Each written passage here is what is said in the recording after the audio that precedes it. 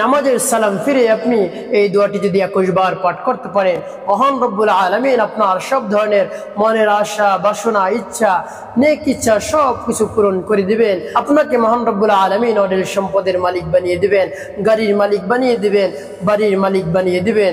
আপনি যে কোনো নামাজের সালাম ফিরে আপনি এই দোয়াটি 21 বার পাঠ করুন, অবশ্যই অবশ্যই আপনি লাভবান হতে পারবেন, আপনি উপকৃত হয়ে যাবেন। এই জন্য নামাজের সালাম ফিরে এই দোয়াটি মাত্র 21 বার পাঠ করুন। আল্লাহ রাব্বুল আলামিনের উপর পূর্ণ আস্থা রেখে, ভক্তি রেখে, বিশ্বাস রেখে এই দোয়াটি পাঠ করুন।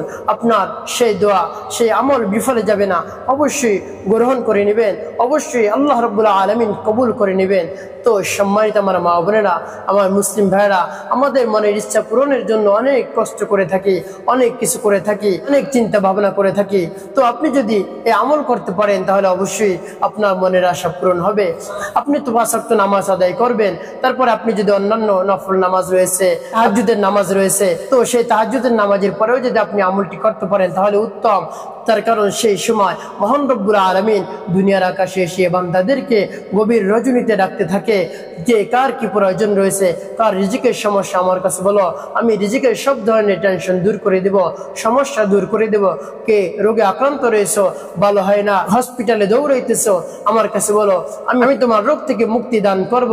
আপনি আল্লাহ রাব্বুল আলামিনের কাছে বলুন। তারপরে মহান রব্বুল আলামিন বলতে থাকেন কে বিপদগ্রস্ত হয়েছে, বিপদ থেকে উদ্ধার হচ্ছে না, বিপদ থেকে উদ্ধার হইতে পারছো না, এক বিপদ না যেতে যেতে অন্য বিপদ চলে আসে, আমি মহান রবের কাছে তোমরা বলো, অবশ্যই অবশ্যই আমি তোমার সেই কঠিন বিপদ দূর করে দিব এবং যত ধরনের মনের ইচ্ছা, বাসনা, কামনা রয়েছে সব নেক ইচ্ছা মহান রব্বুল আলামিন পূরণ করে দিবেন।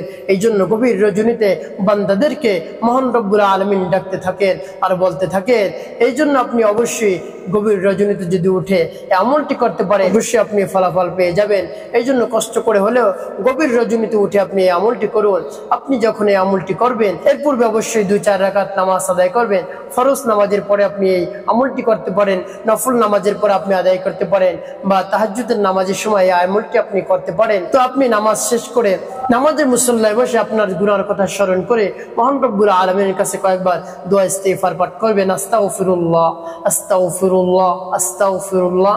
তারপরে আপনি দুরূদ শরীফ পাঠ করবেন, আল্লাহুম্মা সাল্লি আলা মুহাম্মাদ ওয়া আলা আলি মুহাম্মাদ কামা সাল্লাইতা আলা ইব্রাহিম ওয়া আলা আলি ইব্রাহিম ইন্নাকা হামিদুম মাজিদ।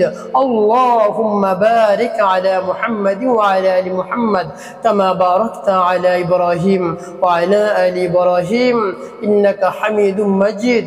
যখন আপনার এভাবে ইস্তিগফার দুরূদ শরীফ পাঠ করা হয়ে যাবে, এরপর আপনি আপনার আমলের দিকে মনোযোগ হবেন, মনোযোগ দিয়ে আপনার মনকে স্থির করবেন, দুনিয়ার যত ধরনের চিন্তা ভাবনা রয়েছে সব দূর করে দিবেন, আমলের মধ্যে মনোনিবেশ হবেন। তারপরে আপনি এই দোয়াটি পাঠ করবেন, ইয়া কাদিয়াল হাজাত ইয়া কাদিয়াল হাজাত ইয়া কাদিয়াল হাজাত ইয়া কাদিয়াল হাজাত يا قاضي الحاجات يا قاضي الحاجات। এভাবে আপনি 21 বার পাঠ করবেন, ইয়া কাদিয়াল হাজাত পাঠ করে মহান রব্বুল আলামিনের কাছে আপনি দোয়া মোনাজাতে বলবেন। আপনার যত ধরনের মনের ইচ্ছা আছে, বাসনা রয়েছে, কামনা রয়েছে সব কথা আপনি আল্লাহ রাব্বুল আলামিনের কাছে বলবেন। আল্লাহ রাব্বুল আলামিন অবশ্যই আপনার সব ধরনের টেনশন দূর করে দিবেন, রিজিকের সমস্যা দূর করে দিবেন, সব ধরনের কঠিন বিপদ দূর করে দিবেন, সব ধরনের কঠিন রোগ থেকে মহান রব্বুল আলামিন আপনাকে মুক্তি দান করবেন। এই জন্য আল্লাহ রাব্বুল আলামিনের উপর আপনি পূর্ণ আস্থা রেখে, ভক্তি রেখে, বিশ্বাস রেখে এই আমলটি আপনি করে যান, অবশ্যই অবশ্যই আপনি ফলাফল পেয়ে যান।